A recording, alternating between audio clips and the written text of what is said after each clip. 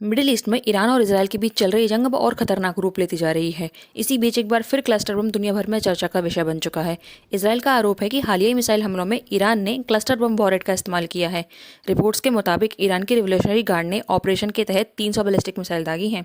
उधर इजरायल अब ईरान का भयंकर हमला कर रहा है। IRCG के मुताबिक ऑपरेशन ट्रू प्रॉमिस के तहत ईरान ने अपने कई आधुनिक मिसाइल सिस्टम का इस्तेमाल किया है, जिसमें खैबर, शेकन, कद्र, खुर्रम शहर जैसे लंबी दूरी वाली मिसाइल शामिल हैं।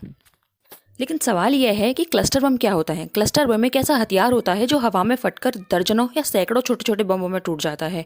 ये छोटे बम बड़े इलाकों में फैल जाते हैं और कई बार जमीन पर गिरकर तुरंत भी नहीं फटते। ये अनफटे बम बाद में लैंड माइन का खतरा बन जाते हैं और कई बार आम लोग या बच्चे जब इन्हें छू लेते हैं तो उनसे हादसा बढ़ सकता है। इसराइल की सेना का कहना है कि उन्होंने एयर डिफेंस सिस्टम से कई मिसाइलों को हवा में नष्ट कर दिया है, लेकिन विशेषज्ञों के मुताबिक अगर क्लस्टर बम वाली मिसाइलों को हवा में भी तोड़ दिया जाए तो उनके छोटे छोटे बम्बों को रोकना बेहद मुश्किल हो जाता है। 2006 में लेबनान वॉर में लेबनान में हिजबुल्लाह के खिलाफ इसराइल ने लाखों क्लस्टर बम दागे थे।